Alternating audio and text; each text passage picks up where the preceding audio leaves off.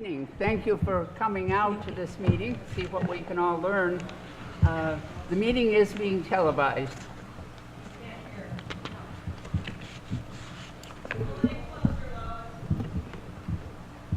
The meeting is being televised. Do you hear that? Oh, I have that. Okay. All right. I'd like to introduce people from the state. I have Mary Jane Handy here on my left. She's the Director of Bureau of Accounts, Division of Local Services of the Department of Revenue. She's been out here before. Jay Sullivan, Associate Commissioner, District and School Finance from, we call it DESI. That's correct. That's fine. Desi is fine. Okay. I've heard us described in much worse terms. Thank you very much. And Christine Lynch, also from DESI. Thank you for coming out. And I will let them take over now on explaining the meeting and what's going on. Want me to start? You go ahead. Good evening. My name is Jay Sullivan. I'm the Associate Commissioner for District and School Finance at the Department of Elementary and Secondary Education.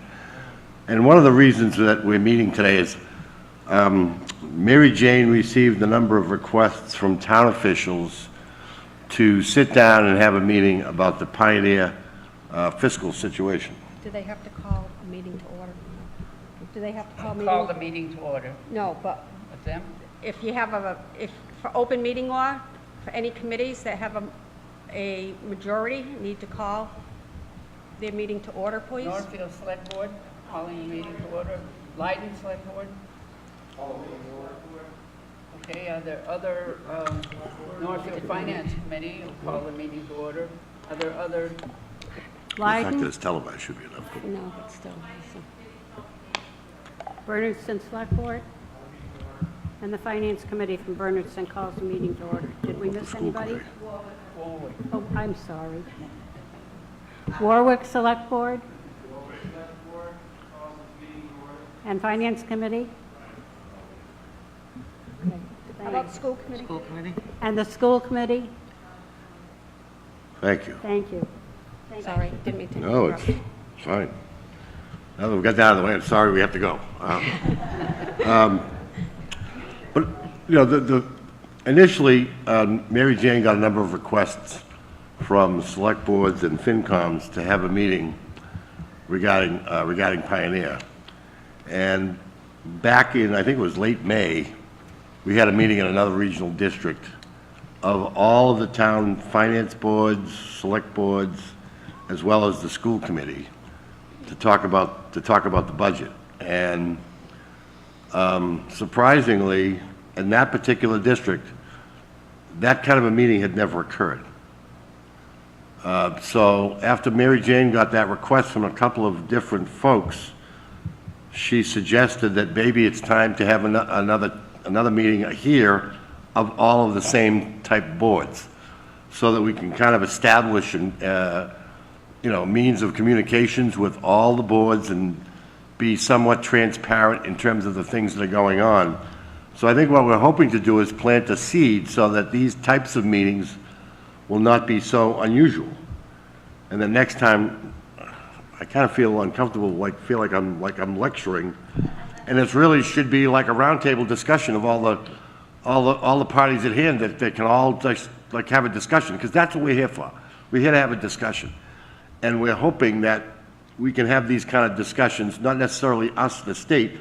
We're just trying to facilitate this first meeting, but we're hoping that this can be something that could happen on a regular basis, so that we can ensure the fact that there's good communication between all the towns that are members of the district, especially given the fact of what the district has gone through the last couple of years. So, you know, one of the things that we're very concerned about, I know the school committee has been concerned about this as well, has been communication. And we want to make sure that everybody kind of hears the same thing, both from the school committee side, from the town side, from the DOR side, from the DESE side, so that everybody's kind of on the same page. So that's really, I think, what our goal is here, is to try to establish some good communication between the town boards and make ourselves available, obviously, to folks if they have questions or what have you. So, yeah, so MJ, from your perspective, Most people here have heard me speak before because I've been here a few times. My prior job, before I came to Division of Local Services, I was a school business manager for 15 years for regional schools, both of them regional schools. What is happening here is everybody's in the room, everybody has, as members of this district, this is your school. You all are stakeholders in this school. What is amazing to me is that this is probably the first time that the FinComs, the school committee, and the Board of Selectmen are all together in one room to discuss the budget. I don't understand that. The last two school districts I was at for 15 years, we met in October as an all board, the Board of Selectmen, the FinComs, and the school committee, so that we, as a school district, would know what the towns are facing, so we knew what we needed to do or what we had to be able to go through and push off because the towns couldn't afford. One of the things that's important is you need to have this open dialogue. And when Jay said that we did this at another school, this is the third time we've done this. We did one last fall for another school. And the same thing. They never had sat in the room together. And I don't know how you can go through and make some conscientious decisions that affect your member towns and the school without everybody having an open dialogue. So that was the purpose of the meeting, and that's why I suggested everybody needed to be in the room, because it would not have worked if we met with the Board of Selectmen and the FinCom, heard their side, then went to the school. Everybody needs to be in the same room. Again, I had wished that we could have been probably in the library where it was more of a round table so that everybody can speak and they can see each other and everybody can go through and have a very, very good dialogue. But we're in the auditorium, and I'm hoping that this is a first of many meetings that will happen. So, moving next, I mean, I don't think we should be sitting here talking about what the budget process should be, but I think one of the things that I'd like Christine to talk about is regional schools that she has worked with. Chris has been working with regional schools for a lot of years, and brings vast experience, just like Mary Jane does as well.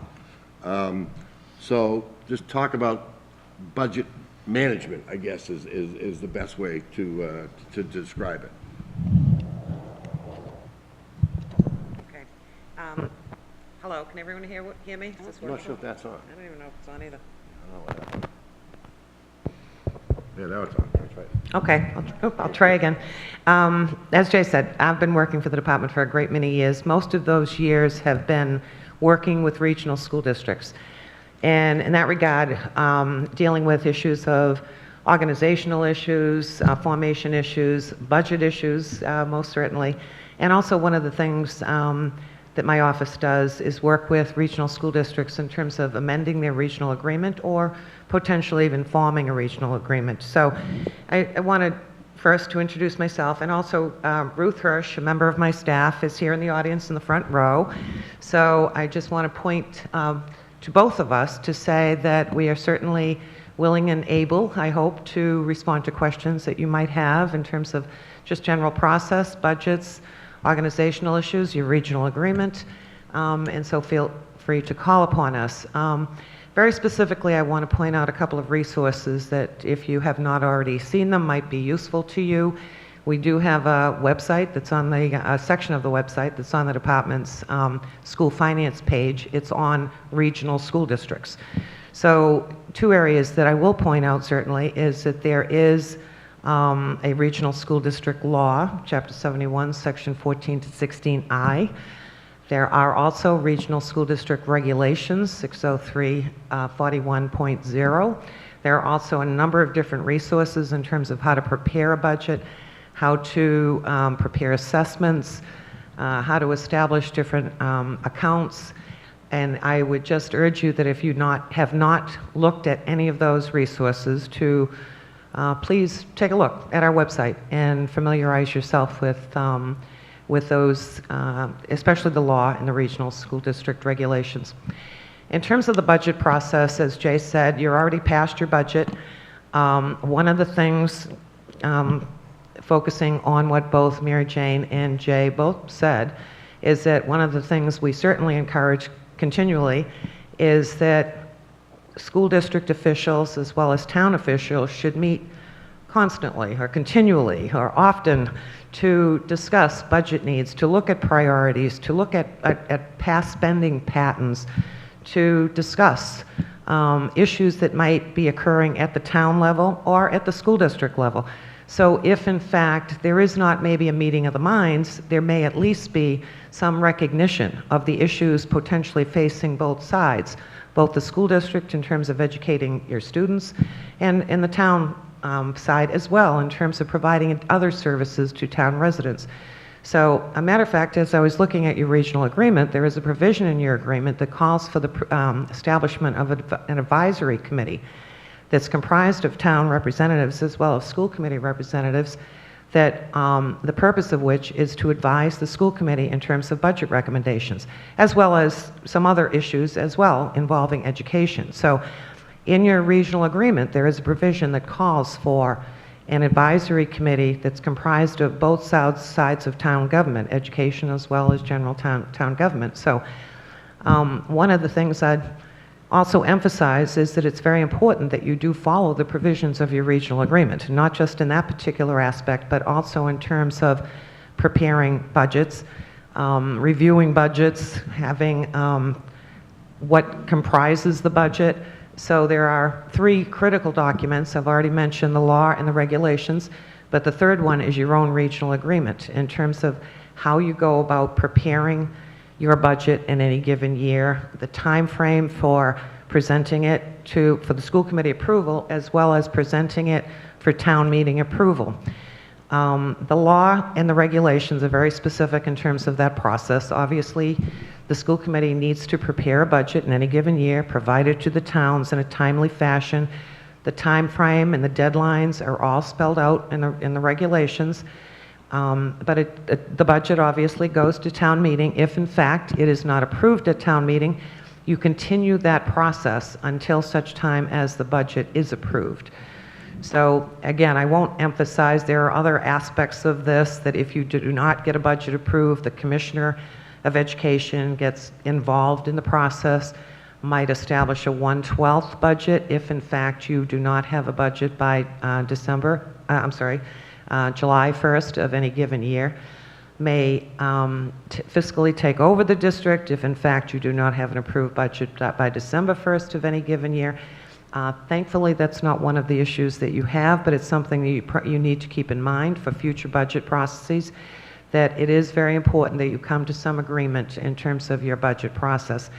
Beyond that, in terms of using your budget, it is very important that you manage the budget, and by managing the budget, the school committee certainly needs to be aware of the line items in the budget, how those line items are being spent on a monthly or potentially even a shorter period of time, weekly basis if they have that interest, but certainly on a monthly basis, to determine how money is going out of the district and in what line items, and to approve any changes that might occur in terms of moving funds from a particular line item to another line item. So the school committee needs to manage that process for a number of reasons, obviously to stay within the confines of the total budget, but also it certainly helps in terms of developing a future year's budget to look at past spending practices and to know where money has been spent over time so that you can appropriately plan for a future year's budget. So the whole concept of managing the budget, watching obviously what areas that you're spending in, what areas may not need quite as much money, that's a very critical component certainly of the district administrative office, but also at the school committee level, so that they're fully aware in terms of how the budget is being managed. I guess the only other thing I'd point out at this point is, again, there are certain components that need to be in a regional school district budget. There are other areas that we always encourage, there are other funding sources, let me say, that we encourage the school committee to provide to the member towns, even though they would not be asked to vote on it. The towns vote on the school committee general fund budget. We encourage school committees to provide information to the towns in terms of other funding sources, such as grants. Town does not approve the request or approval or the expenditure of grant funds, but nonetheless, that's information that we recommend highly be provided to the towns. Likewise, with revolving accounts, school choice incoming revolving funds, other sources of funding that the school committee may have to help support the education of your students.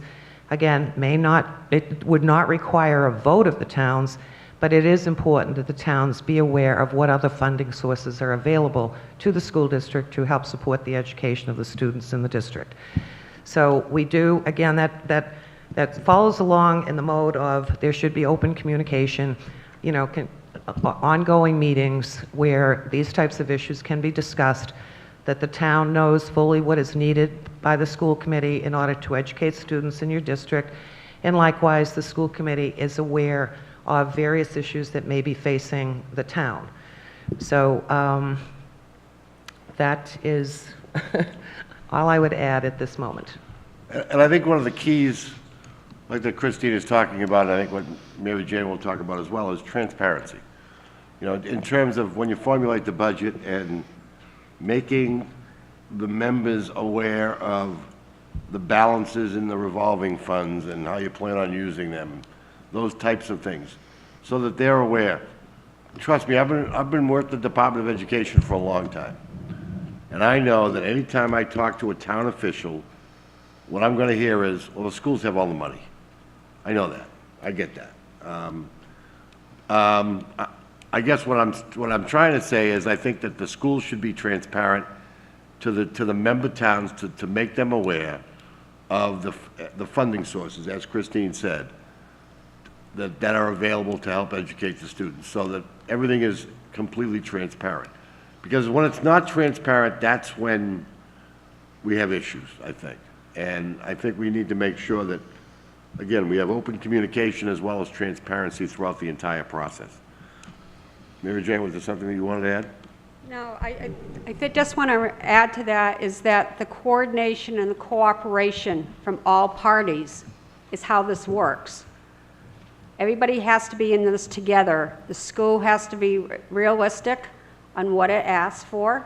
The towns, because some of the towns, there are four towns in this district. Some towns are at levy capacity. They cannot, that means that their taxes, their assessment is only going up 2.5% a year because there is no new growth. Your area doesn't have a lot of new growth. Okay, you're not a Boston. We know that. So you're limited on how much you can raise and give to the schools. And in the meantime, nobody expected, when we voted Prop 2.5, way back when, nobody expected that the costs were going to escalate what they are on a year-to-year basis. From health insurance, your own personal, from your fuel costs to your health insurance, nobody anticipated those increases were going to be that sizable when we passed 2.5. So everybody needs to be cognizant. Every community has a certain pool of money, and it has to pay for all their services, education and municipal. So how the services work, a lot of communities do shared services to help reduce costs, to help go through and stretch that dollar. But everybody needs to work cooperatively. And I've been quoted in the past of I call it, everybody needs to play nice in the sandbox. Everybody has to work together or else there'll be problems. So I guess at this point, I think we'd like to open it up for some discussion, because I really kind of was hopeful that that's what would happen tonight, was that we'd have whatever town concerns raised and maybe talked about, and as well as school concerns. Yeah. Yes. Can only be committee. Can only be- Jay? What? Oh, we're sorry, on- I shouldn't be saying that, yeah. No, we're only You should- recognizing members of finance committees, select boards, and the school committee, Oh, not any of the other audience members. Oh, okay. Unless there's time at the end. okay. So I'm My sorry, bad. Tanya, we will not I be was just going to recognizing speak you. to the town administrators or finance committees for this communication process because I'm a huge part of this budget process, and I think that's important.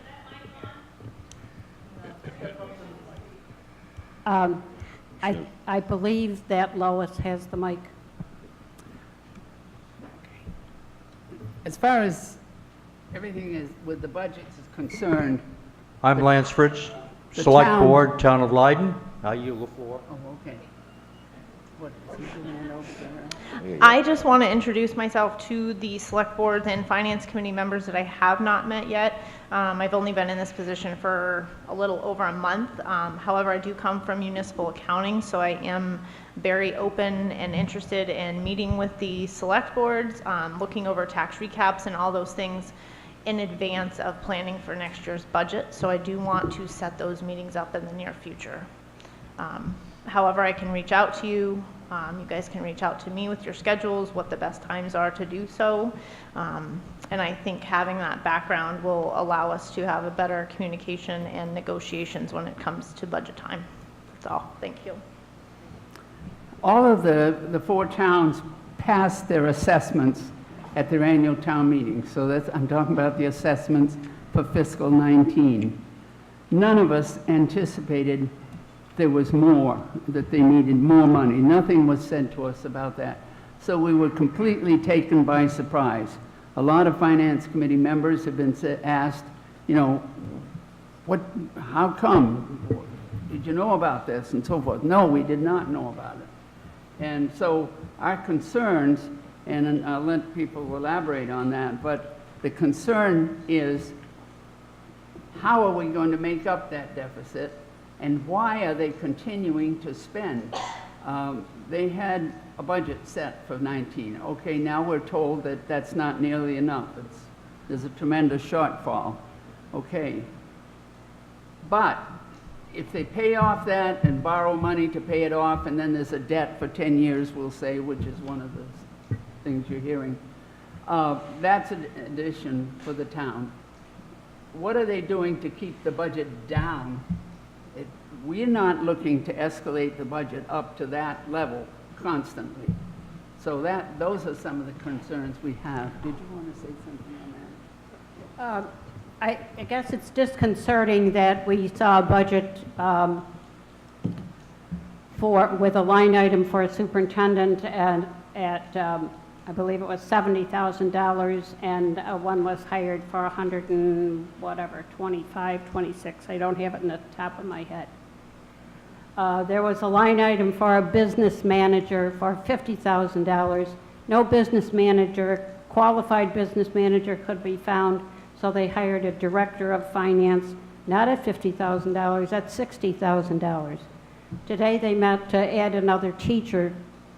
Last week they voted to put back in the dean of students position. It just seems like, from my vantage point, the only thing that happens is add, add, add. And I don't know how they think they're going to pay for it. Maybe they're personally going to pay for it. Well, if I could say something, I recall being here at a meeting with Mary Jane, I think one of the first meetings that I came to, where Mary Jane said that the FY19 budget that was passed was $10,000 more than what the 18 budget was. And she thought that that was ludicrous, that that would not be sufficient to run the school district with $10,000 more than what the 18 budget was. Now, not having looked or analyzed anything, that was her immediate statement. So I think knowing that the 19 budget was not in good shape, because we had no idea what was actually in it at that point, it concerned us, and just seeing the fact that it was $10,000 more than last year, just with collective bargaining increases and step raises, I'm not sure if that's something that that $10,000 would have sufficed in those circumstances. I'm not sure that the towns were not surprised by that also, but we trusted the school committee knew what they were doing. I think that the first person at the mic was on this side, forgot your name. Tracy. Thank you. Tracy. From Northfield. From Northfield Select Board, thank you. I want to say thank you to Tanya for the offer. I'm very much looking forward to you coming to the Select Board. Thank you. And I have a little more simple question, I think. Just since the last time we all met, which I think was in June, could you give us a little update on what's happened since then with the legislation to allow us to borrow? Where does the FY19 deficit stand? And hiring an overseer, where's the progress on all that since the last time we met? The House has approved the legislation. We're waiting for the Senate to approve it. And once it does, and again, I'm not sure if, again, they're in informal session now. So if one person objects, that can be the end of it in terms of informal session. I don't think we'll have to wait until January to have this thing passed, but it's my understanding that Senator Goby that's really shepherding this through the Senate. And again, all the other dominoes that would be part of that would be the borrowing, as well as hiring the fiscal overseer would all be part of that legislation. So we'd have to wait for that legislation first. In the meantime, though, and I'm sure Mary Jane can speak about this, the Department of Revenue has advanced the district 6 months advanced state aid in order for them to get through the summer teacher pay, and there was a big RAN that was due at the end of June, from what I understand. So just in order to manage cash and have cash flow issues, the district was advanced 6 months worth of state aid. So hopefully that will be sufficient to tide us through until the legislation passes. We haven't had a lot of conversations with the district regarding the specificity of the 19 budget at this point. I think that those meetings will take form within the next couple of weeks, just to try to set up communications with the superintendent and the new director of finance, just so that we can understand what the full ramifications are for the FY19 budget. But I still think, I don't think we're ready yet to give you a specific number to say this is what it is and what it should be. But I think at every meeting that we have been to, this is, I think, the third meeting that I've attended when I've come out here. You know, I still think that we need to kind of let the dust settle and let us meet with the staff, Mary Jane, the DLS staff and DESE staff, with the district to make sure that we understand the district budget, especially for 19. Because obviously, I think that's what should be discussed at this next meeting. Here's what we have for the 19 budget. Here's what we went through. Here's the process that we went through, that type of thing. And just kind of show that to the members so that you're all aware of how that number was put together. Yeah, Jeff Knipe, selectman from the town of Leiden. I just got a couple of comments, maybe a question. For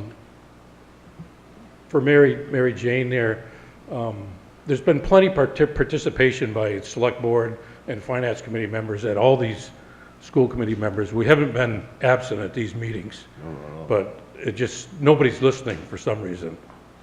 And we've been to the public hearings. I spoke out at the public hearing about the part-time superintendent. Myself, I didn't think that was going to be enough money, that we should go back to a full-time superintendent, but nobody listened. And then they put the money back in the budget somehow. There's way too much money, or the line items are just being moved around like dominoes. And we can't keep, as a select board member, I can't send my accountant over here to keep track of what's going on. But the line items, there's way too much money moving around. Taking money to pay this one or pay that one over there. And I think that's the problem we're in. Jane up here on your left here, Bernardston Finance Committee member, she never misses a meeting. And she speaks out, but no one listens. So we need to start listening. The Division of Local Services committed at the last meeting, we committed our staff to come in with our Technical Assistance Bureau, and Deb Wagner, who's our supervisor in the Springfield office, came out to go through and offer their assistance and help with the budgeting process. So as soon as that we can go through and finalize the commitment and they, coordinate the date, we're going through. We're going to go through and help go through and do what we need to do to help resolve this.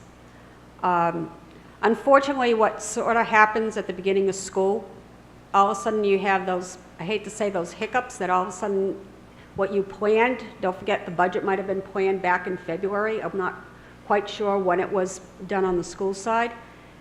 This is now August, school starts in September, and all of a sudden you might have shifts in enrollment. So because of that, or things that were supposed to happen that were, we forgot, or just didn't make the budget, we do know, the one thing we do know, as Jay alluded to a few minutes ago, we do know that the fiscal year 19 budget was inadequate. What was voted was inadequate. That's why when we went through and proposed the legislation, we put in money just in case to help with the 19. The ultimate responsibility is to make sure that those kids get educated. We all know that. We all want the best for our kids. However, we are also fiscally responsible to our taxpayers and our other stakeholders. So we have two masters, and it's not easy. And again, everybody's going to have to work together, and transparency. I mean, the superintendent's got you got big shoulders, I hope, because he's got a long road right now. Because some of the things that have happened in the past to go through and do with deficit, he's got to gain the trust back from your communities. Steve? Yes, my name is Steve Nestenpower. I'm on the Finance Committee in Bernardston. And I basically have one question for you three, please. Is there a state program of re-education for school committees? I've lived in Bernardston. I'm beginning my 5th year. I've been on the Finance Committee the entire time I've lived in town. In the last 4 years, my taxes have gone up $100 a month, the majority of which has gone to the school committee. I just lost my temper and I need to apologize. After the school committee just voted to authorize the hiring of another teacher at $75,000.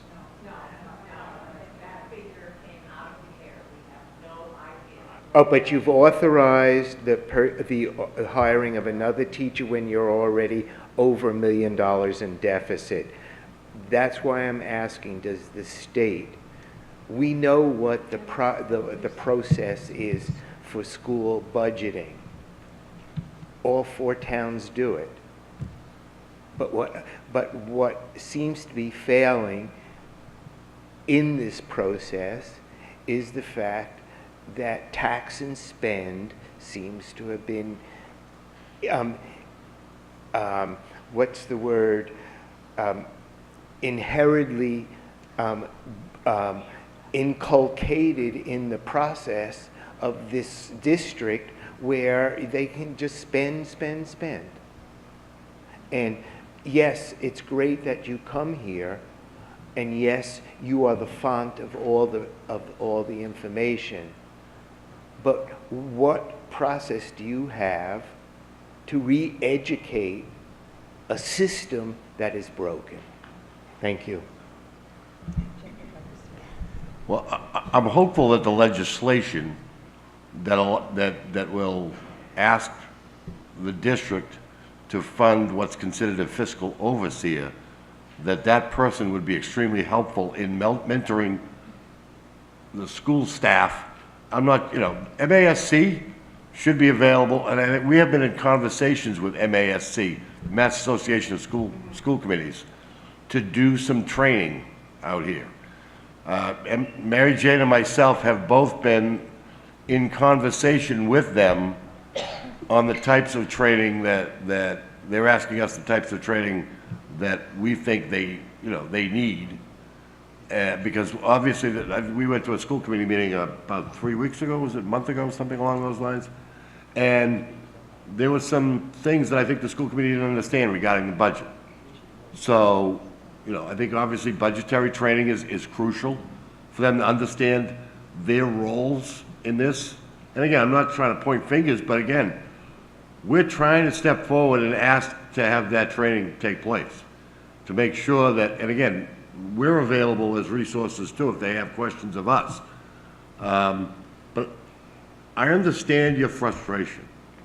We're at this point because things have blown up, obviously. I spent 20-plus years in nonprofit administration. I have an MPA. I also have an MA. And I don't understand the gap between spending and budgetary responsibility. I can't get a handle on it here. I'm amazed. Thank you very much. I'm truly amazed. And I'm not trying to toot my horn.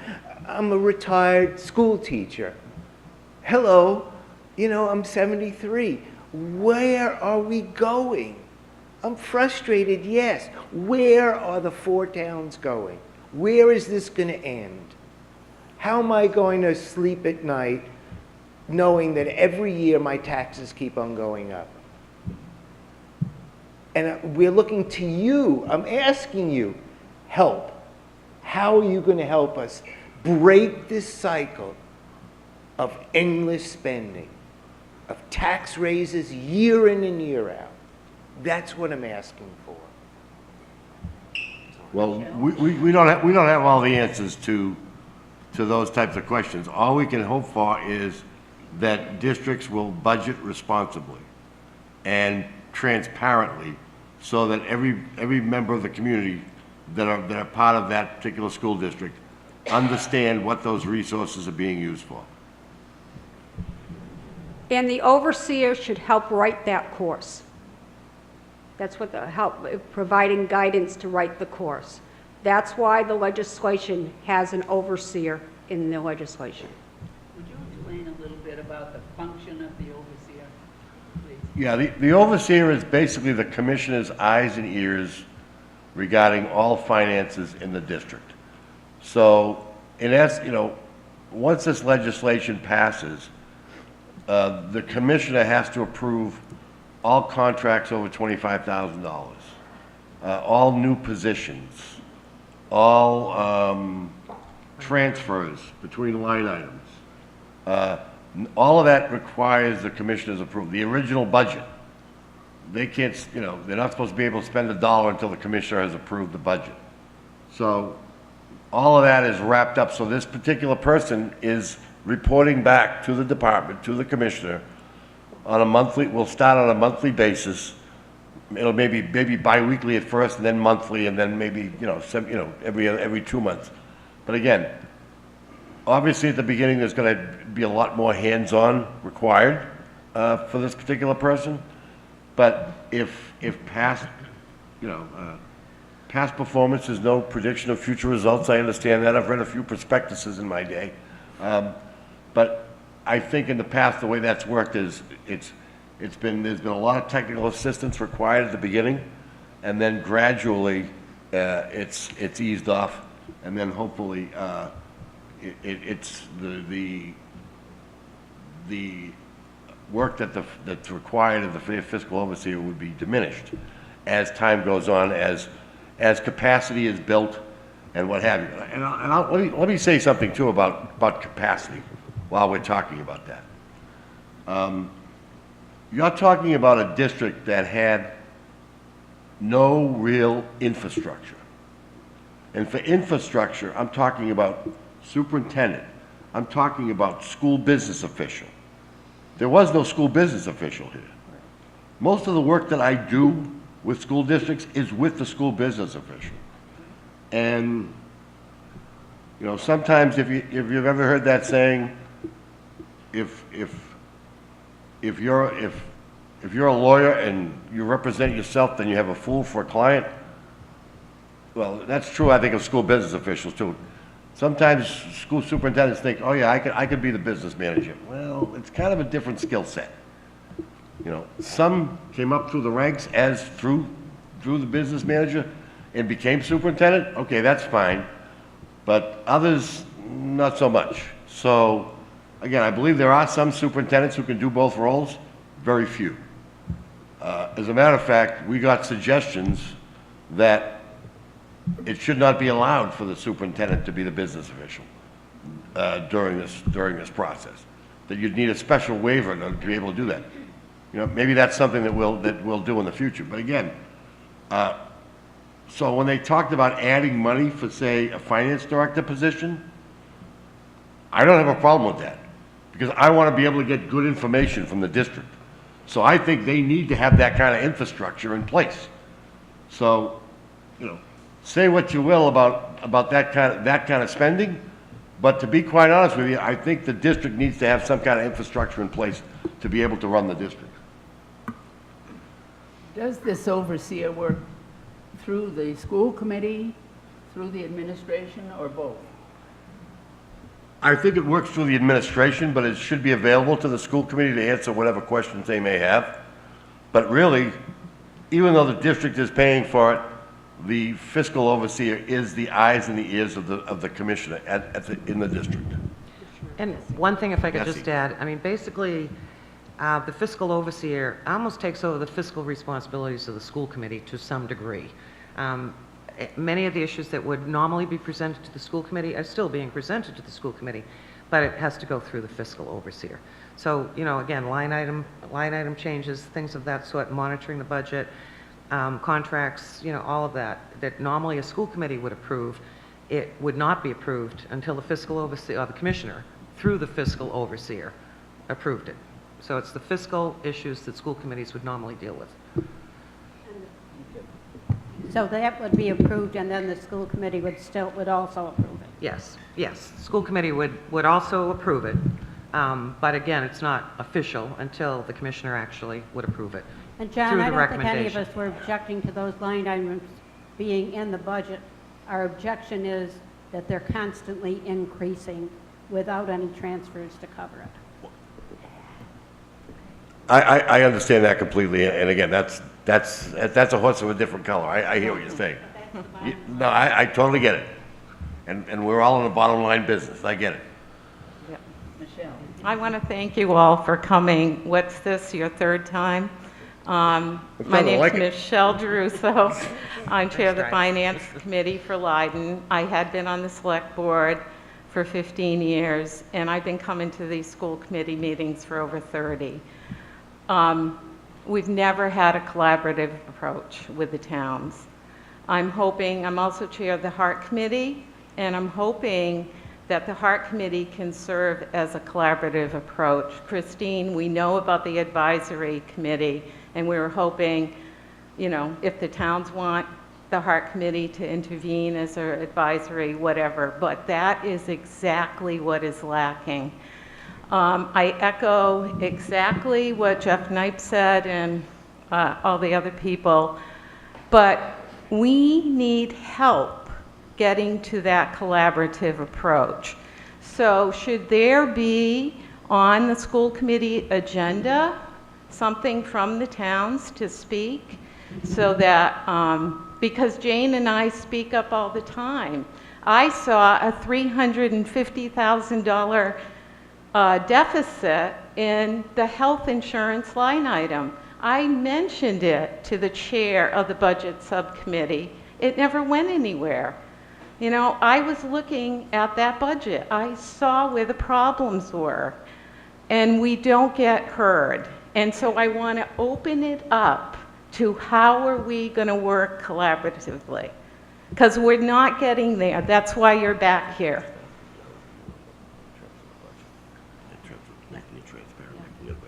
What we're going to do is Department of Local Services, we're going to go through and we're going to help to go through and look at the budget but the school committee has to be more transparent. The school administration and the school committee has to be more transparent with the budget.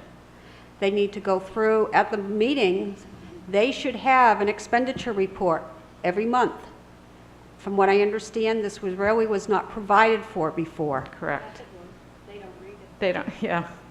Well, it was in summary, if I remember correctly. It wasn't by line item. I always provided my school committee by line item, as line items were budgeted. They could see the overages or the underage. And it was a computer printout from my financial software system, not an answering report that was done in summary. So that they had it prior to the meeting, so if there was any questions, they could contact, get their answers, or they could go through that night and say, could you go through and provide additional information? So the other thing I've observed is the information is not being read prior to the meetings, and people have to make on-the-spot decision. And no one has the budget in front of them to say, okay, we're going to take it from this line item. Now, I would have a budget in front of me when I'm presenting it to my board of directors to say, we're going to move it from here. You know, I don't see that kind of fiscal responsibility. And I'm just asking for your help as to how we can convey this so that we're all working together.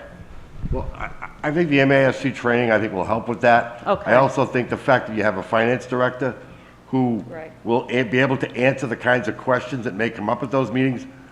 You know, from what I recall and what I've read in the past, that answers were hard to get Correct. from the Yes. administration. Yes. I'm hoping that that's a thing in the past, because obviously we've got a finance director now Right. who's going to be responsible to be able to answer those questions. So again, there's a person whose sole function is to provide fiscal leadership in the district, as well as answer questions of local constituencies as well. So hopefully the fact that we're trying to build some infrastructure into the budget will be helpful along those lines to get those kinds of questions answered in the future. Yeah. I'm really optimistic. So we're going to move forward instead of looking back. I agree. I tend to be an optimist as well, and Yeah. I'm pretty much a skeptic, believe me. But again, I think we're trying to take the right road in terms of that. I think the district is making good steps to do that in terms of hiring a finance director. Again, it's like anything else. It's going to take time Right. to have all the boards feel comfortable about this. But I do think that proper steps are being taken. And again, it's going to take it took some time to get into this. It's going to take a little bit of time to get out of it as well. Yeah. So Thank that's- you. Lance? Yeah, I got a logistics question. I'm Lance Fritz, Select Board Leiden.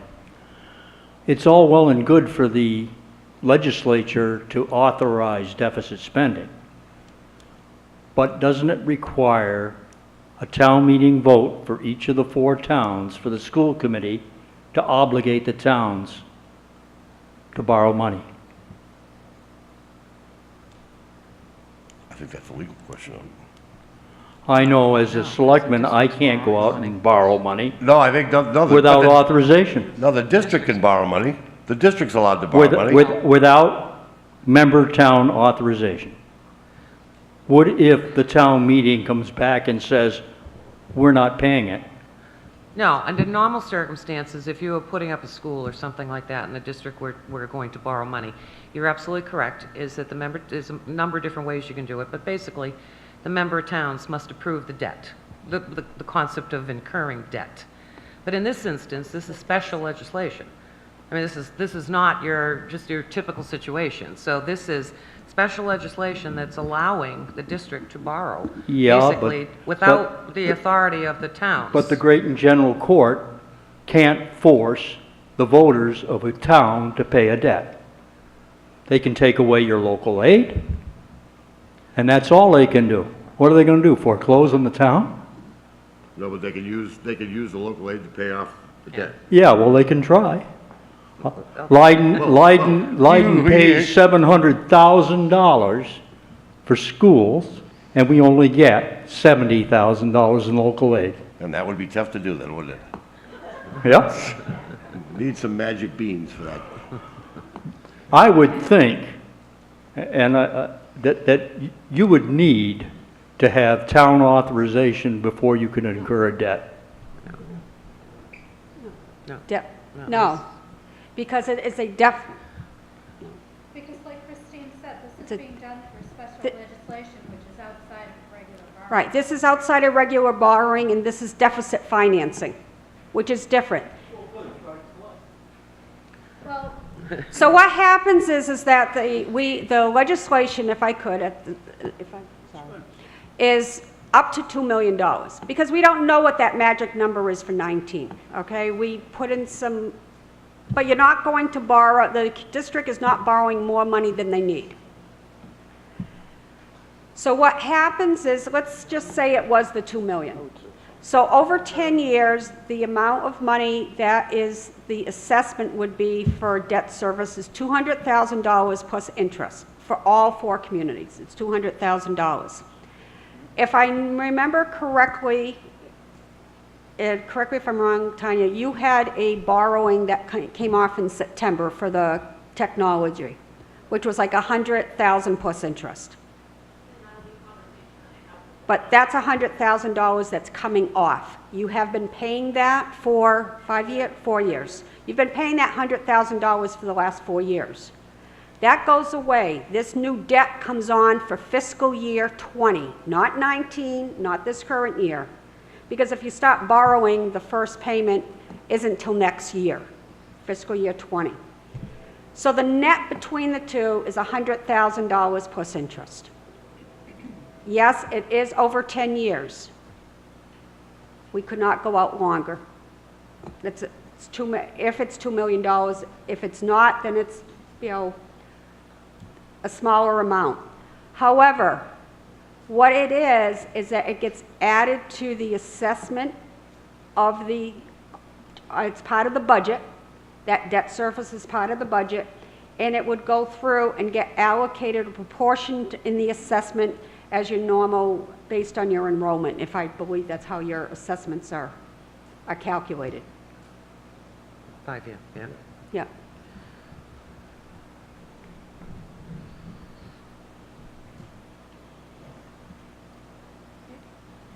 Hi, I'm Sue O'Reilly McCray. I'm on the school committee. I just want to say it's hard to keep listening to how poorly the school committee performed and how we didn't do this and didn't do that. Some of us really tried. I want to know if the Department of Education and perhaps the Massachusetts School Committee,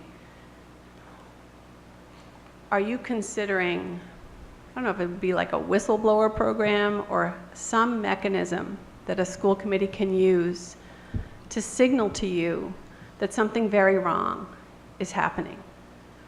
Because many of us on the school committee were reaching out to people at the Department of Ed and at the Massachusetts Association of School Committees for a very long time about the lack of transparency we were experiencing. And I just think if that is going on, there should be some official response by the state before things get this out of hand. And I would really, the superintendent has a lot of power under the current system that we are in. And Mary Jane, I'll tell you that a year ago July was the first time the school committee requested your presence at a meeting to help the school committee understand our finances. That never happened. There were a lot of us who were making requests and making demands and trying very hard to understand what was happening, and we were getting nowhere. We're a volunteer group of people doing our best, showing up month after month. If something's breaking like that, there should be some official process in place to check what's going on. I think we could have avoided a lot of this if some expertise had been brought to our process much, much sooner. So if that process doesn't exist, which I don't think it does, I think that on some level we all share some of the burden of this. And I would love for there to be some thought at the state level about some kind of safety mechanism for communities and committees. That's my.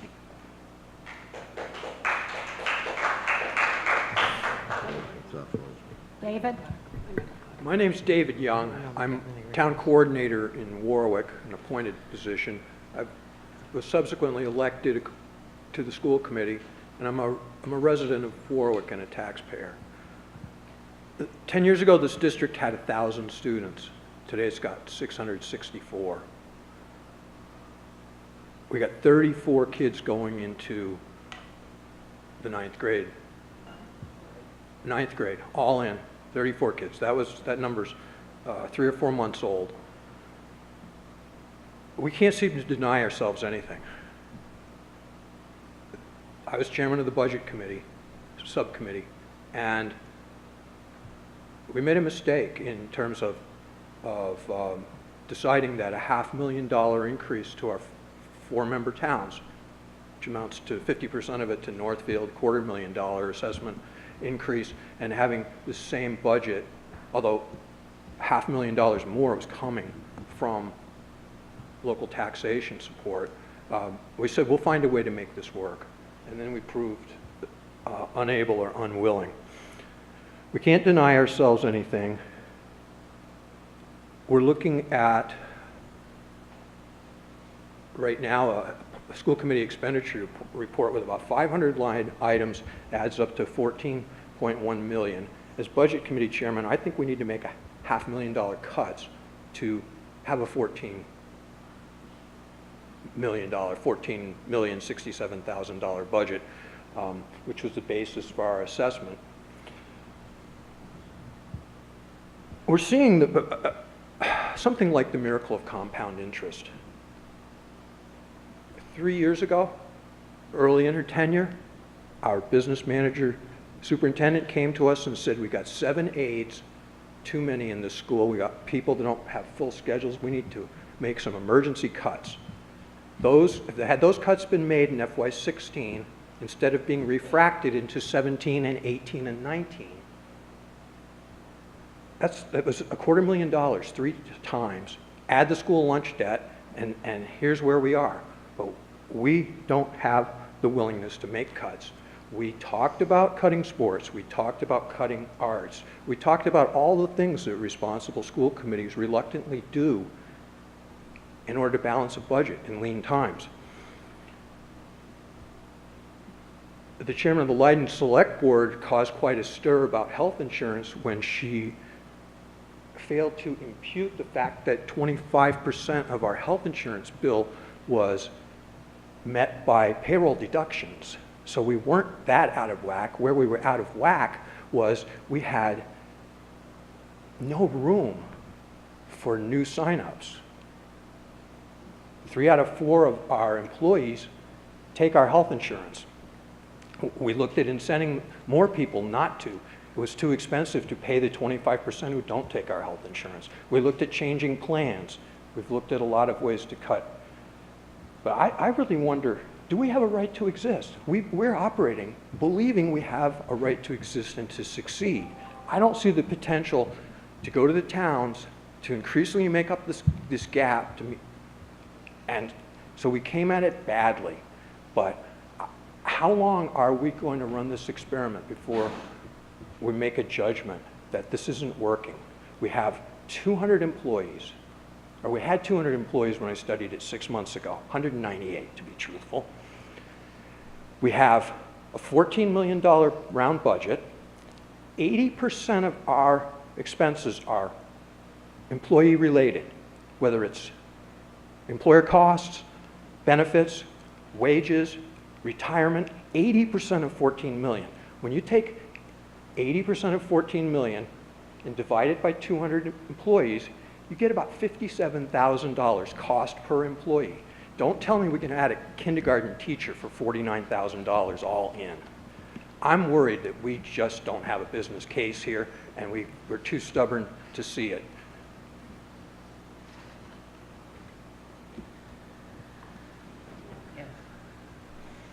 Hello, my name is Doc Prine, and I'm Chair of the Board of Selectmen in Warwick. And I would like to say that the advisory committee that's you proposed here is encouraging.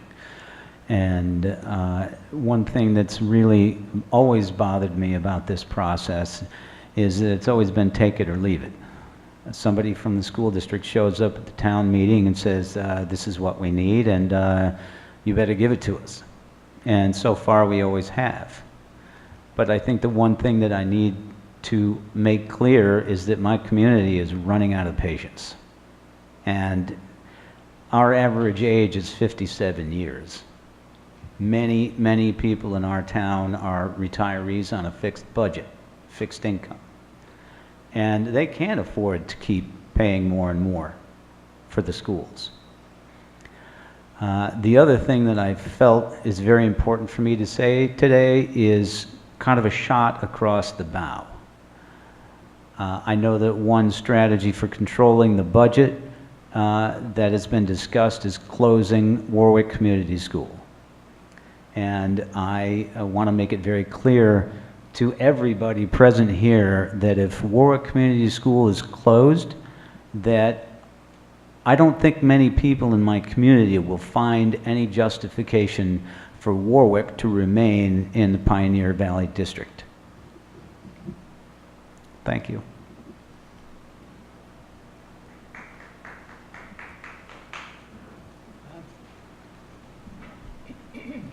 Hi, I'm Bob McEwen from Northfield. I'm a taxpayer. I'm a select board, a Board of Health chair and an assessor. And this is pretty shocking. I haven't done due diligence. I haven't attended school committee meetings, but I have been hearing somewhat about this, that the superintendent hasn't been very forthwith. She did not attend our last town meeting. She blew Warwick off that same day. I got that from the assistant superintendent, Gail Healy. And two questions. First to DOR, if I could. As an assessor, we heard about the 200,000, the 200,000+ that the town was behind the school system, Pioneer, in the school lunch program. And I wonder how that's can be corrected. How can the school system pay for students that got meals from several years ago? Students are not of age to determine whether they should get a meal or not and who's going to pay for it. I really wonder about that question, how we are on the hook for that money, number one. Well, I think what happens is, I think that schools, if students don't have a lunch, they used to provide a separate lunch. I'm not even sure what the rules of the road are now. It was some kind of alternative lunch.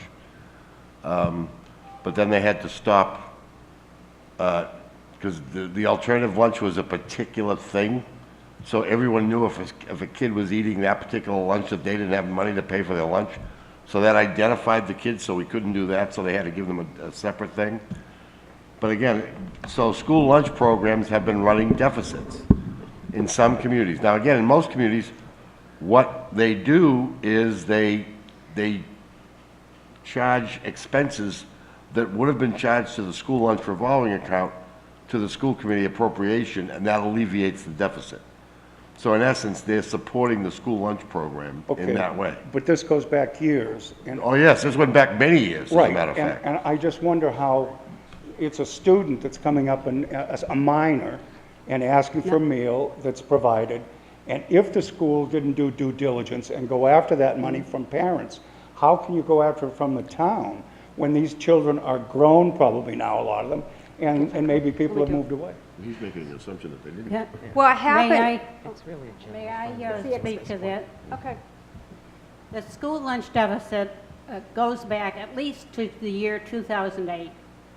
I have a piece of paper in my file that shows a deficit for the school lunch program that year. It has increased ever since. It reached a point where it cannot sustain itself, and that's what they were trying to do. Cover all of the costs and expenses of the school lunch program from the cost of meals, what people pay for meals, children and adults. This year, at the behest of one of the Bernardston selectmen, the school committee finally listened and said, okay, if the towns are agreeable, we will ask them to pay off the school deficit. And the town said, okay, if that comes with a provision that the deficit is not going to continue. The school responded by reorganizing the way they handle lunches, and I'm not going to go into that, it's too detailed.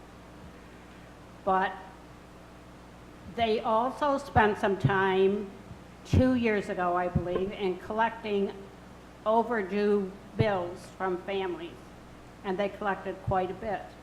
They're never going to collect all of it, so the towns are going to pay this off. This year, the budget committee, the school budget committee, placed a line item in the budget for $50,000 to help offset the school lunch program. And their plans are to monitor it, so if they need to place more in there, they will. So this will run in the black. My suggestion was that they just budget for all of the employee expenses into the regular budget. And if they have excess in the school lunch program, they can transfer that into the... Does DOR have a statute of limitations? How far back can this go then? Don't ask them. I mean, they Well, must have known this has been going on. They didn't care about it as long as we had E&D, because they felt the E&D was paying for it. We ran out, the school committee ran out of E&D 3 years ago.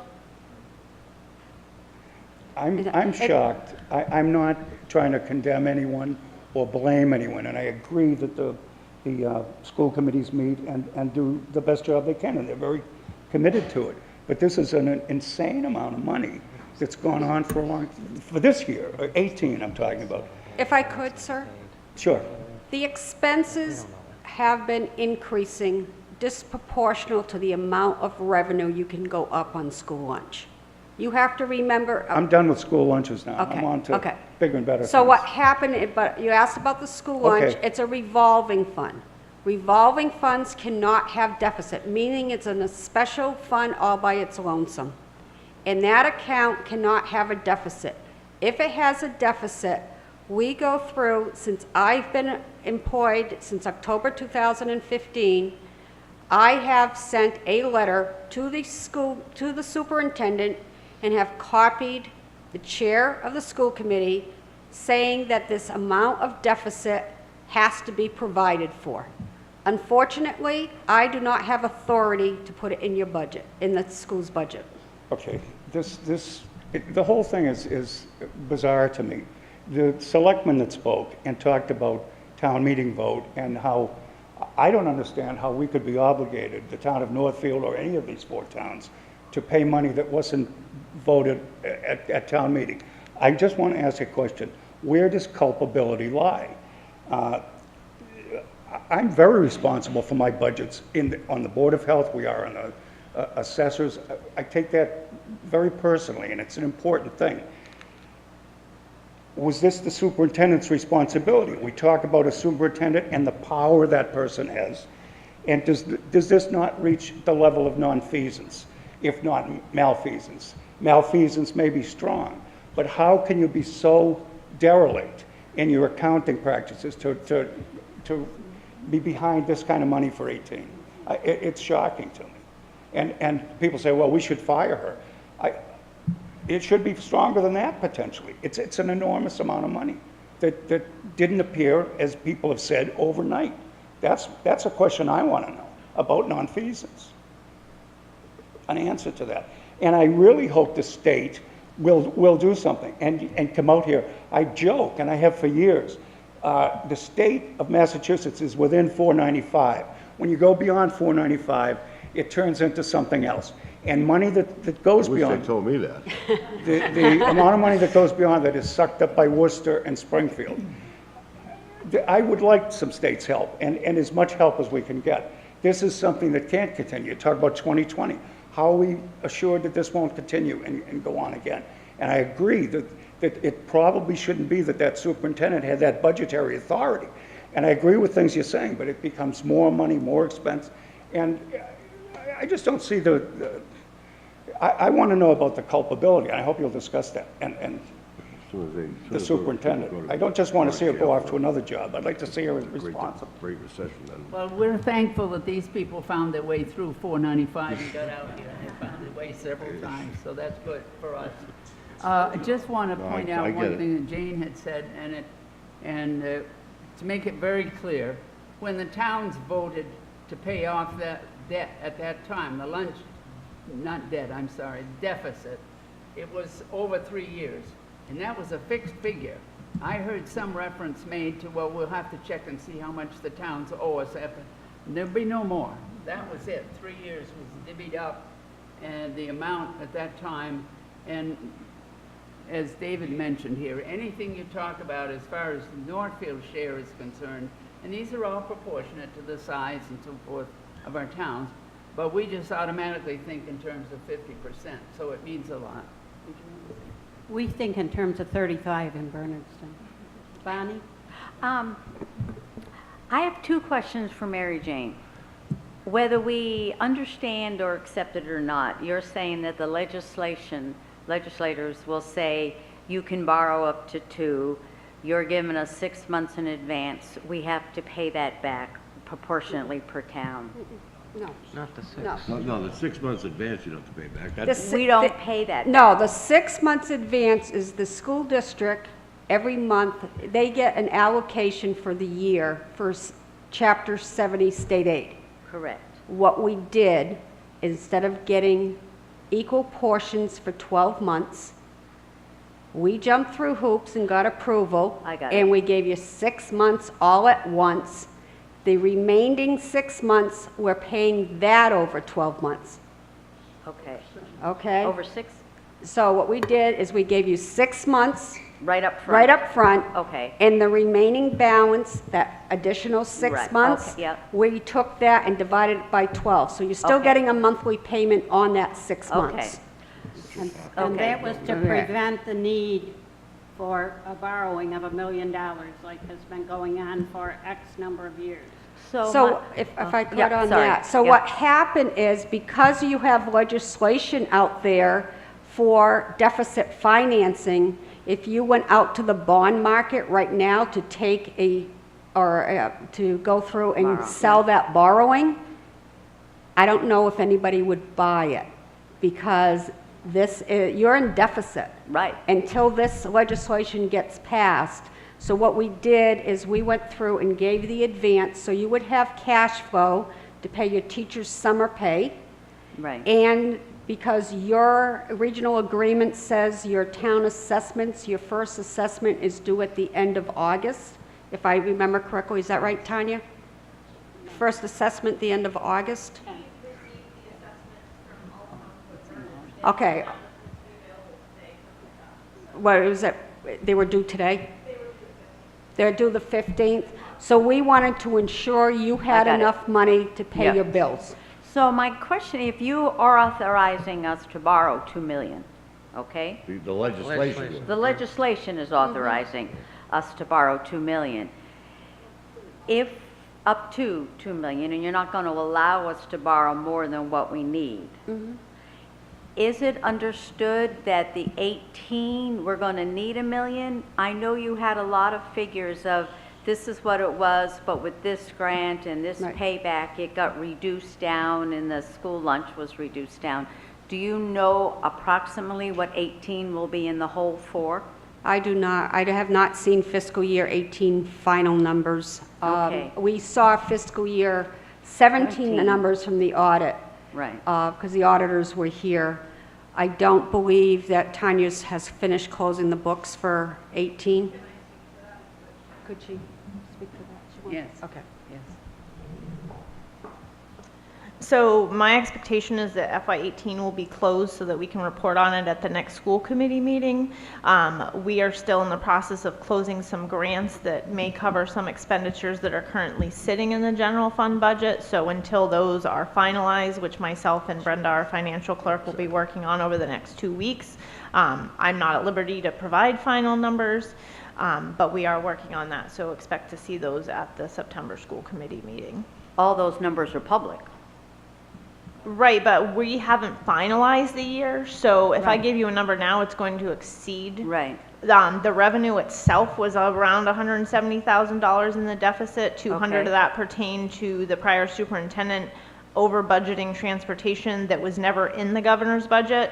So the revenue was budgeted that wasn't there, and the expenditure side's roughly around 400,000. But that's not, like I said, there's expenditures that are going to probably be covered by grants and other funding sources, and that isn't finalized right now. Okay, so let's just, if we take,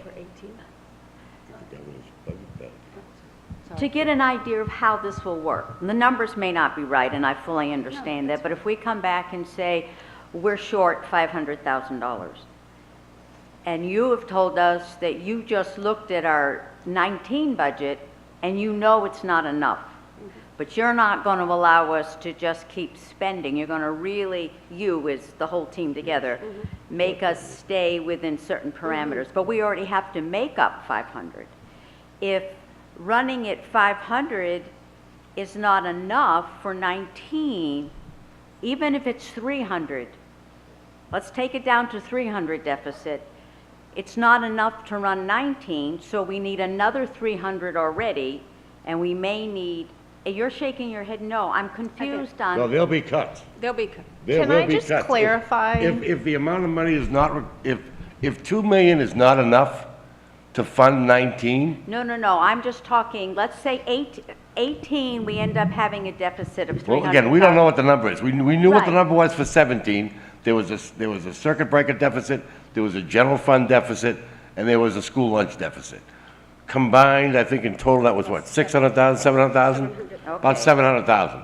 So you gotta add to that whatever the deficit is in 18. Correct. So let's say the deficit in 18, say it's 400,000. Right. So now you're talking 1.1 million. Right. So there's 1.1 million you have to borrow just to pay the bills that you've already, the stuff that Right. you've already spent. So that gives you authority to borrow 900,000. Will you need 900,000? I don't I know. hope not, but yeah. Okay, so what I'm asking is, when we have to pay that back, is that under 2.5 already? If we happen to pay 1.2 back, let's say for the 3 years accumulation. Right. Northfield has to pay 50% of that. We're talking $600,000. No, yeah, over 10 Over years, 10 60,000 a year, yes. Over 10 years, but Yes. still. And interest is on top of that. So is that under 2.5 that automatically comes off what we can raise and appropriate? Or is that a side Oh, thing no, that no, we no, that's already all can- part of 2.5. Yeah, I think people really need to understand that because we're borrowing, it doesn't give us any more capacity to pay off. That's true. So it's not a free ride. And I think a lot Oh, I don't of think people think, I do think there's a philosophy out there that we can borrow money, and since we don't have to pay it back for X amount of time, it's a gift to us. But people That's have to. that's like saying, I still have money because I still have a credit card. I mean, understand. And I think a lot of people think we still may have a credit card. So I think that's what we really need to have an open dialogue. If we could start off with an extra $60,000 that the town of Northfield may have to come up with right off the bat, no matter what else is going on. So what will happen is this financing, this debt Right, service, yeah. will be added to the school district's budget. Right. And then be allocated to the towns in their assessments So it's not for on- they fiscal have to year reduce- 20. They have to reduce it enough to make up that. So that fiscal year 20 will start.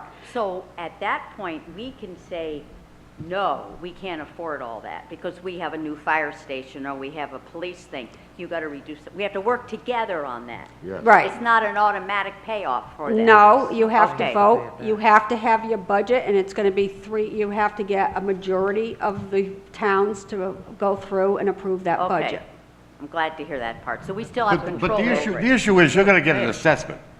You're going to be asked to pay an assessment. Correct. You may approve that assessment, you may not approve that assessment. Correct. That's up to you. But you can't say, oh yeah, we're going to pay this piece of the assessment, not the other piece. Right. It's It is one what it flat is. assessment. Correct. Exactly. Okay. Okay.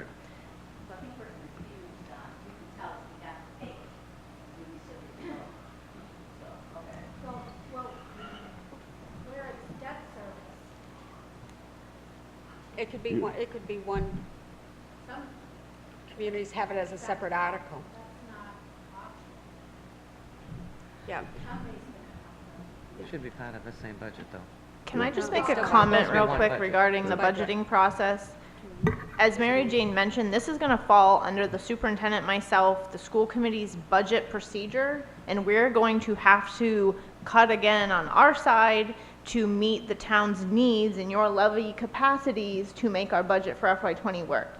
The deficit that they're talking about allowing us to fund through the special legislation in 19, if you were at the last school committee meeting or the school committee members here, if you look at the budget documentation that was presented with the current voted governor's budget, we're down to less than $200,000 in deficit. So I do want to throw that out there because people keep talking about $500,000. So it's going to fall on your new administration, and I want to just, like Jay has reiterated multiple times, you have new administration, you have a new superintendent, and myself, who are very passionate and are working very hard to make sure that come FY20, we can produce a budget to the towns and the school committee and everyone involved that's going to support the students at the schools as well as be affordable for the towns. And that hasn't happened, but we have to put that in the past and know you have new administration in place who are working towards that. We right now are tasked with fixing what has happened in the past so we can move forward. So we need some time, as Jay said, to instill trust with all these boards and do the work that needs to be done. So I hope that you will all allow us to do that.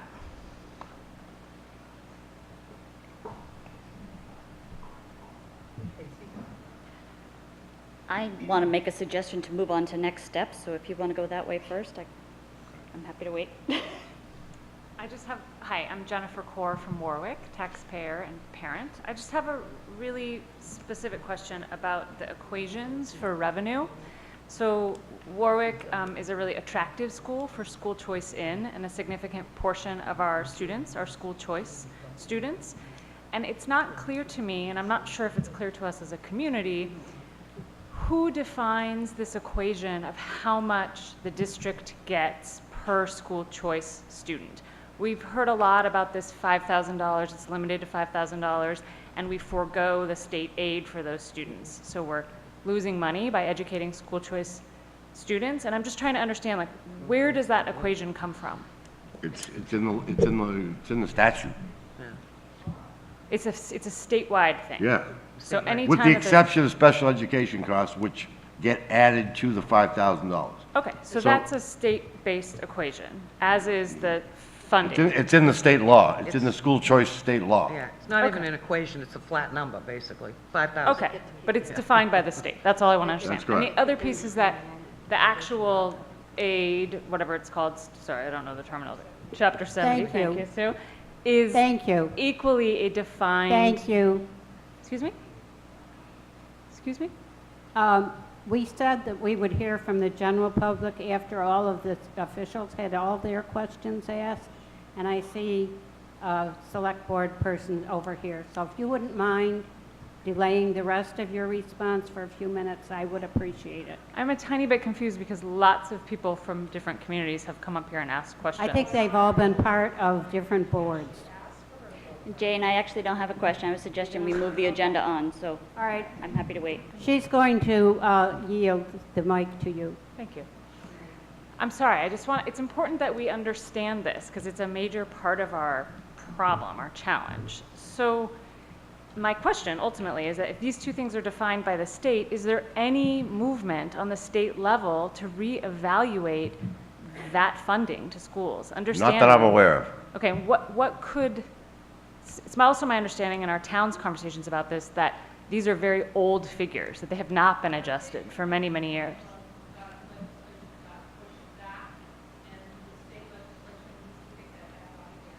Okay.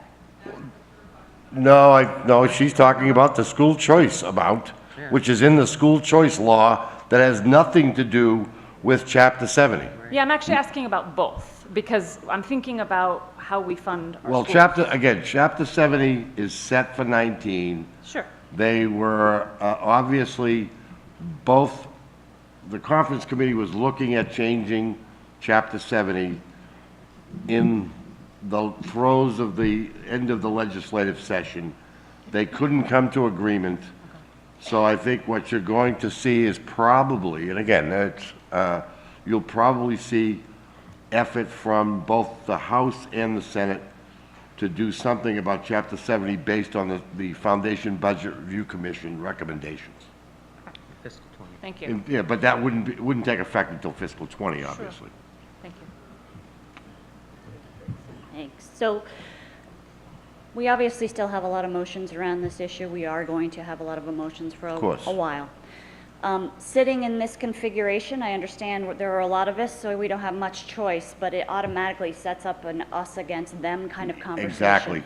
Exactly. I totally agree. So I'm wondering how quickly we can set up this advisory committee that's already in our agreement and get a few people to start talking seriously about how to address the issues. How do we appoint those people and let's get moving?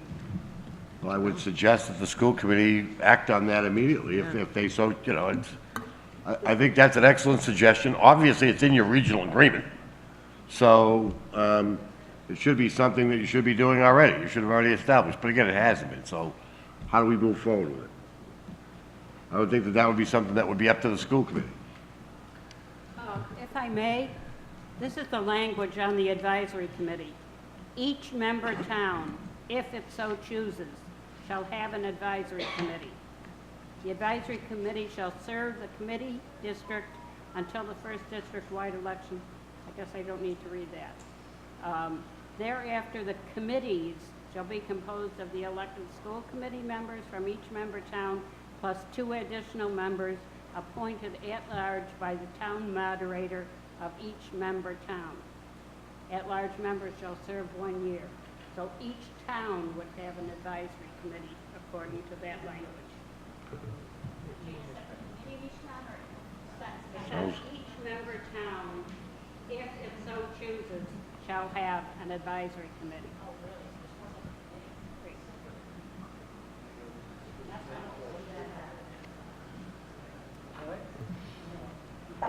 Hi there, I'm Alex Meisner. I'm on the Northfield Select Board.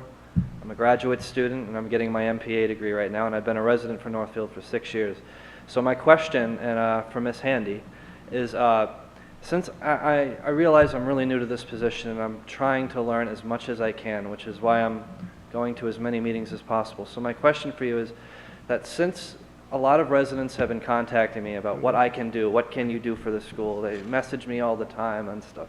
So as a selectman, and maybe for other selectmen and other towns, what can we do to help this process go a little bit better, so that people start smiling more instead of pointing fingers at every meeting? That's getting a little old at this point, I think. So. Yeah, but we have to get through the finger pointing thing first, I think. It's kind of like, it's a process, right? It's like grief, right? It's like a process. And honestly, I do believe that. In situations like this, it is a process. You have to kind of get over the anger, understand the issues. I get that, but I think the school, well, I know the school administration, from my conversations with them, is doing the best that they can to move forward with this. Obviously, Tanya's doing the best she can, I think under difficult circumstances, because she's not even full-time. So, you know, I think the school administration is trying to deal with this, but again, this is a wound that's going to take some time to heal, and that trust doesn't happen overnight. So that's going to have to be earned, and I think that'll take some time. But again, it'll be done by people seeing action, and that's how I think that trust will be rebuilt, is by action by all parties concerned.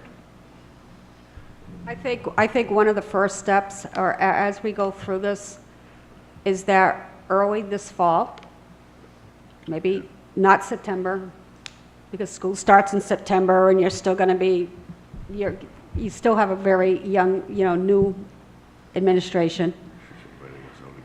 Maybe October, that you get together as in all boards with the school committee to go through and talk about the budget process and what is going to happen going forward for the budget process.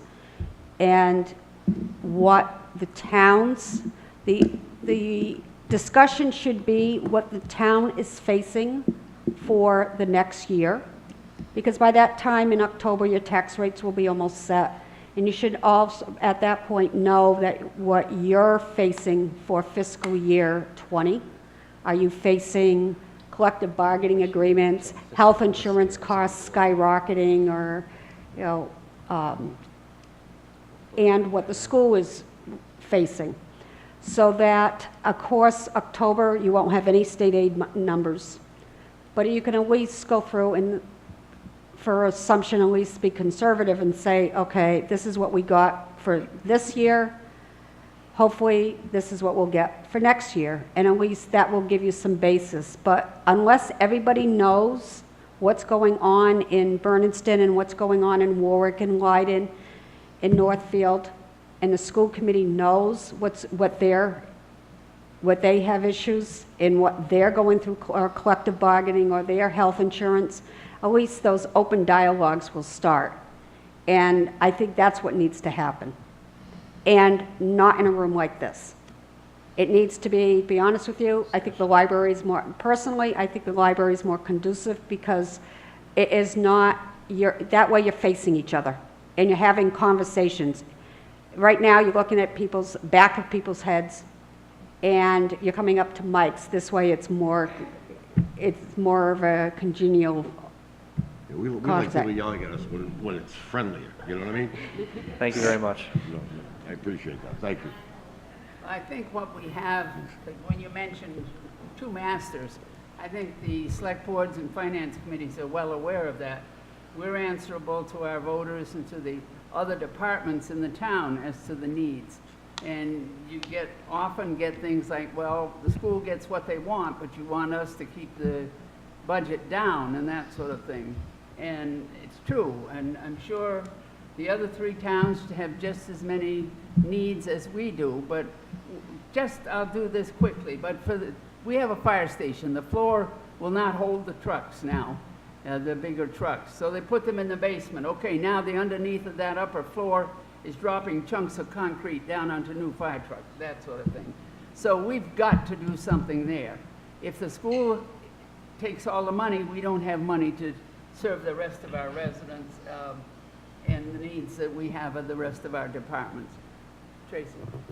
I think maybe Mary Jane just answered my question. So if the agreement says we have 4 advisory committees, 1 in each town, that seems silly to me. We're not accomplishing what we were just suggesting, which is all of us talk to each other. So I don't know if the answer is that the Heart Committee, I know they wanted to have a couple of school committee reps on the Heart Committee, if that's the way to go. So I think long-term, we need to create 1 advisory committee. So maybe in October, that's the way we head. Yeah, the Heart Committee obviously are people that are working on that as well. And again, the whole idea of shared services, I think, is another area where the Heart Committee is taking a look at as well, which is something that I'm sure, most towns that are in these circumstances, especially with dwindling enrollments, we know that's a problem. Obviously, as you go west of 495, especially out in this area, obviously, and out in the Berkshires as well. So we're certainly aware of that in terms of the declining enrollment. There was some rural school aid that's in this year's budget as well. We're not exactly sure how much that will mean for your particular community. Those determinations have yet to be made, but that is at least will be a little bit of assistance to you. But the other thing I would say is to get in touch with Senator Goby's office about the legislation to ensure that the legislation passes, because we're kind of in limbo until that occurs, and limbo's not a good place at this point. Yes. Yes. Goby, G-O-B-I. Ann Goby. Are there others who would like to speak now? I can't help it, I have to do this. And you brought it up. West of 495, Paul Mark is the state rep here, and I like him, we're friends.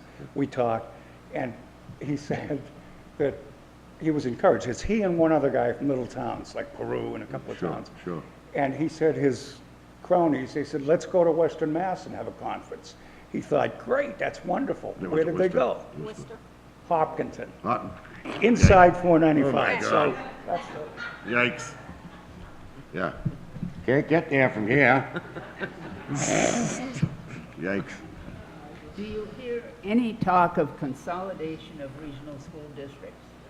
We would love it to happen, but again, there has to be a real push locally, because it's a local, trust me, it's an intensely local issue. It really is. And I mean, we live in a state that has 351 cities and towns, the size of Massachusetts. Really?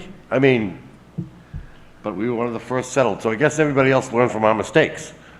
But again, it is what it is. I mean, but we're a local control state too, so that kind of adds to this, to the complexity of it. When they were encouraging regionalization, of course, the promise was that we would get extra transportation money, that it cost us to do that. So Well, you're the only ones that are getting transportation reimbursement, by the way, so only regional school districts get it. Municipalities don't. Okay, but that would be a deterrent, that lack of carrying through on that promise would be a deterrent, in my mind, to further regionalization of districts. Okay, you've set me up. So now I have to say it. One of the complaints that I often hear from regional school districts was, we were promised 100% reimbursement if we regionalized. I'll be quite honest with you. 100% reimbursement of anything is bad public policy, because people could care less. If they have no skin in the game, and it's only the state money that they're worried about, they don't act very frugally, I guess is the best way to put it.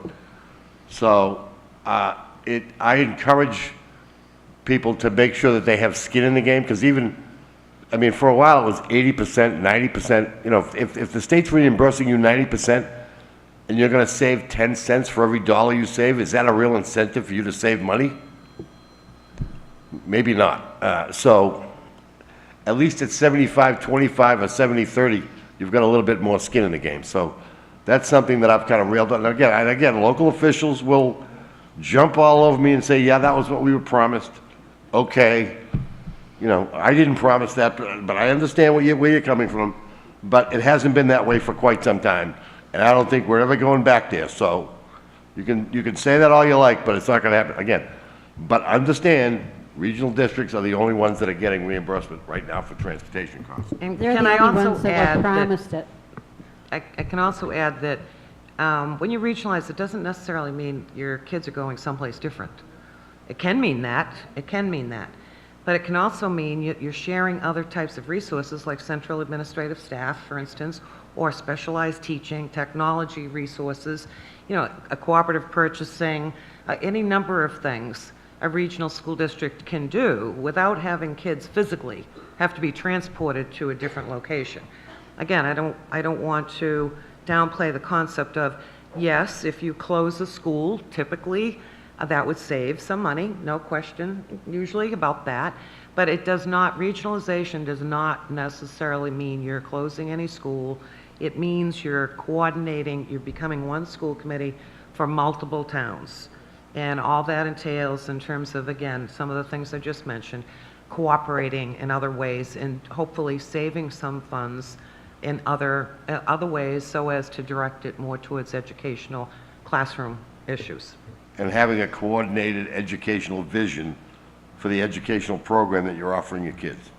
And in terms of grants, by the way, there has been a grant that was provided to a neighboring district, and one of the purposes of that grant was to look into expansion of regional services, whether it be formal regionalization or whether it be more informal in terms of, again, sharing staff or sharing services without the concept of combining into one school committee. So there's neighboring school districts that have a grant that will be working, hopefully with you, in the near future to potentially look into ways that there might be some sharing with another school district that would help to not only improve services, but also potentially to make the money sort of spread a little further than it might now.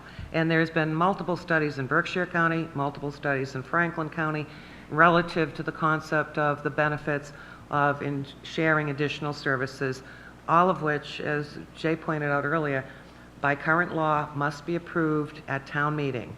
And so far, town meetings have refused, not just here, but throughout Berkshire and Franklin County, have refused additional regionalization efforts. So it is just local control state.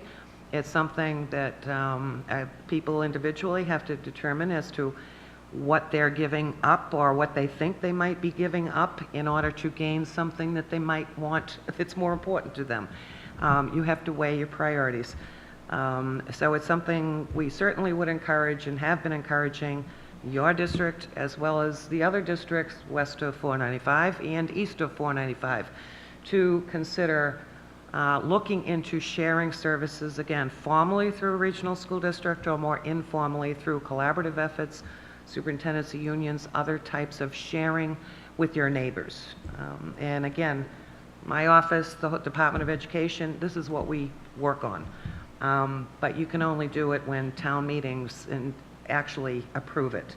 And if they don't approve it, the state is not forcing, has not up to this point forced the issue, has not mandated regionalization. There has been some cooperation this past year. And in past years, there has been organizations that work to do purchasing together, and we've been involved in that, and SPED cooperation that has been very helpful. And I know that the administration has worked some with I think the grant that you're talking about, Gil Montague grant, and that didn't go as far and as fast as I wanted it to, but it was moving. Good. So I wanted you to know that I criticize this place all the time, so I thought maybe I should compliment it for something. Well, I mean, the other thing is too, in some cases, when you're going through those efforts, it requires some support, which means that the district may have to provide information or do some tasks in order to look into these things. And when you only have someone who can do that, who's working 3 days a week, it makes things difficult to be helpful in that respect. So again, it's getting back to that infrastructure piece that I was talking about a little while ago. Our assistant superintendent is the one that handled. Oh, nice. Okay. All right. Very good. Hi there, Bernard Parada, Finance Committee, Town of Northfield. I just want to, from the Finance Committee perspective, that we wish to request from the district that as soon as they have available figures for fiscal 18, what the closing there, and also the anticipated, as soon as they have a better idea of fiscal 19's deficit going to be. And also I'd like to see fiscal 16 and fiscal 17's deficit report. We've been told that there were deficits in those years. We've never been seeing documentation of those deficits and how much they were. So we'd like to have that as soon as reasonably possible. The other thing we've asked for in the past and had difficulty in getting from this district was the issue of enrollment figures.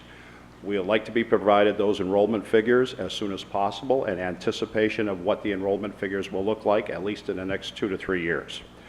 When we asked for that in the past, they had a difficulty in delivering to us and that. And also I want to let this, being a member of the Finance Committee for only less than 2 years, I think it's important that we have a responsibility to the taxpayers of this community. A lot of taxpayers are feeling pain. They felt pain when we lost the tax exempt status for Northfield, the old campus. And we're looking, obviously, they're going to feel some pain paying for this loan that we're going to have, and potentially also the increases in potentially in the school budget in the future to cover expenses. I think We have to send a clear message to the school district. You're going to have to exercise some frugality, because we're going to exercise it as best we can from our committee. Thank you. I just want to answer a couple of your questions. I don't know if you want to stay at the mic to follow up on that. FY16 audit is and should be out on the district's website. FY17 is in the process of being finalized. The reason it's not final is because we have pending legislation. They can't produce a final report until that legislation is passed, because they have to report on that in our management letter. As I mentioned before, the FY18 numbers should be finalized to the best of our capabilities by the next school committee in September, so those will be available. If you're not at the meeting, those documents, I believe, are public. And as far as the enrollment numbers, Sue O'Reilly McCray is going to speak to that, but at any given time, the assistant to the superintendent has those figures for the current year. Pam Lawrence, you can reach out to her and get those numbers. I would believe mid-September we should have final numbers for FY19 school year. I would appreciate it, I because think that was all of the... Yeah, the thing is that I'm just saying, in the past, it was difficult to get information, obviously, and we were, as a finance committee, a lot of residents approached us, including myself, several times, asking questions, why weren't we aware of this, why we're aware of the deficit, and how did you approve the budget that the district, provided to us. So we're going to be better prepared to answer those questions, and we won't, like I said, we were caught in the dark. We shouldn't have been. We should have been, clearly there should have been more transparency with the district, with our finance committee, and I think that speaks for all the members. I will say transparency is definitely one of the goals of the new administration, as well as working on getting our audit provided sooner by our audit firm, because that's been an issue we've run up against as well, not knowing what our prior year numbers were until the next fiscal year was already starting. So having those numbers while we're working on or information while we're working on the next year's budget will be helpful as well. So hopefully you'll get what you're looking for. Thank you. So, you okay? So I just wanted to mention that the Heart Committee is working with the Gil Montague grant very actively. We have hired the same consultants that are working with the Gil Montague grant. I sit on the school committee, the Heart Committee, and the steering committee for the Gil Montague grant. So we're committed to everybody having shared information. It's just that all of that is just getting started. Sure. So there's been a phase of gathering enrollment data, sort of looking at the past and projecting. That was done by NESDEC. Those numbers are just about to roll out. The committee will hear about that in September. We're also looking at an administrative structure analysis, like what is the infrastructure required for the district going forward.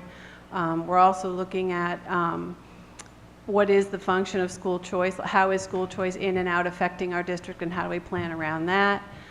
There's a lot of very careful analysis going on right now, and our intention as a committee is to make sure that we're ready for those spring town meetings so that the decisions can be made with clear data on hand, time to process it all ahead of time, and we know our goal is to have a clear new district agreement and a clear path forward to present to the towns in the spring. So all that work is actually currently in play. Right. Thank you. Pat Scherer, Chair of the School Board. I just wanted to clear up the idea of not having town officials coming to school committee meetings and the planning of the budgets. Every year we make up a schedule of what our budget hearing and the budget meetings are going to be. There's probably 4 or 5 meetings that are held usually during the month of February, January and February. And then the budget hearing has been typically in the middle of February. Those budget dates are set a long time ahead. We invite every finance committee person, every select board person, and any town person who is interested to come. Very few ever show up. A few show up at our hearing, but all the decisions are made by then. So to clear up that misinformation that they aren't invited, they are, but you can't lead a horse to water and make them drink. The other thing is, our audit will be done in the fall, so by that time, hopefully, we will know what this past year's figures are. Oh, I just heard they couldn't come in. Okay, so it will be early spring, it sounds like, before we will get those figures, which is quite disconcerting to me. And I was going to speak to the sharing of services, but was already spoken to about the Gil Montague grants. So. One of the things, I mean, you said the Finance Committee and Board of Selectmen are invited to the school committee meeting. I don't know exactly what that means in terms of the difference between involved. In other words, getting information in advance, being able to look at information, financial information, as opposed to appearing at a meeting. I'm not sure how the meetings function, so I'm not necessarily asking you to explain, but I guess I would just point out the difference between being invited and really involved in terms of being aware of what the numbers are, you know, a financial documentation, so that there can be some thought process before you actually go to a meeting that's arranged by the school committee. You know. Right. Usually the school committee gets the same information at the same time that the town officials do. Okay. And the meetings are a little informal, so that everyone has time to speak and discussion, and then if there's any concerns, usually each budget is like a Bernardston Elementary budget is discussed twice. Once at that individual meeting that we have earlier, and once at a pre-hearing. So if anyone cares to get involved, there is that opportunity. Okay, all right, thank you. Most of the invitation is by the posting of the meetings. I've never seen a direct invitation to my committee. Maybe I just haven't gotten it. But I know about it because I'm here all the time. And I let my committee know when the budget committee is meeting. I would request for next year that we have those budgets prior to the meeting so we can look at them. We sit around the table, those of us that show up, we get things passed out to us, somebody makes a presentation, and then somebody says, any questions? And you're still looking it over, so you don't have many questions, if any. And then you go home. And that's not enough. You need time, either need to read each line item then, or you need to have it so you can review it ahead of time. So my request to Tanya, I guess, is email us the budgets prior to the meeting. Thank you. Yeah, that's what I was going to say, yeah. I think we're in a different ballgame this year than we have been in the past few. Well, it's been that way ever since I've been coming, which is back to the year 2002.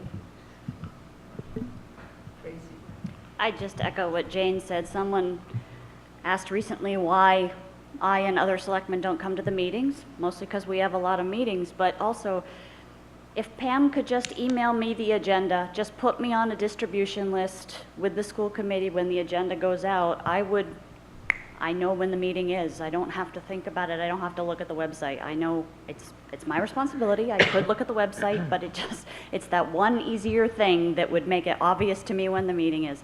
And to get the budget information ahead of time would be wonderful. I could take the weekend to read it and be prepared when I came to the meeting. I don't know if, Tanya, if you could answer this question. Are your meetings posted on My Town Government?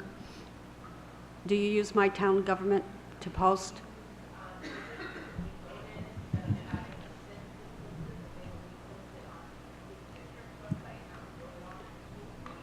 What we did at our regional school district, the town of Athol, because I was in Athol Royalston School District, the town of Athol used My Town Government, and we had a spot that we post our meeting on that website, and as members, you could go through and you could subscribe, so when anything got posted, you automatically got notification.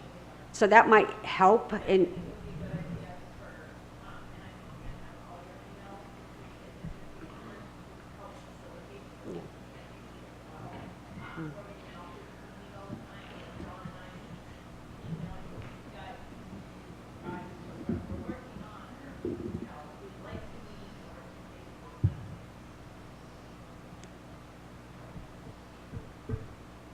So think it when was do, six, when do we, seven. when do we start singing Kumbaya?